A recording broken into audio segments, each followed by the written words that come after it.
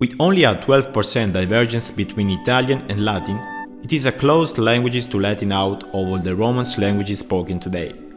If you learn Italian, it will also provide the background for further studies of other popular Romance languages such as Portuguese, French, or Spanish. It is because Ovolo shares lots of similar grammatical structures and vocabulary.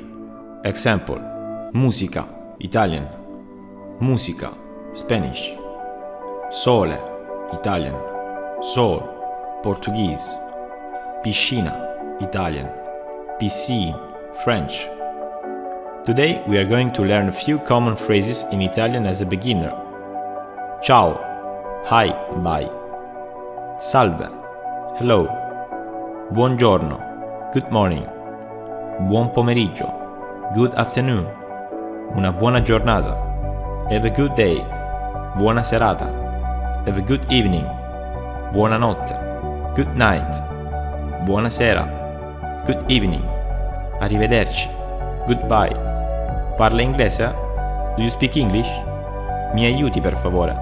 Please help me. Cosa vuole dire? What does that mean?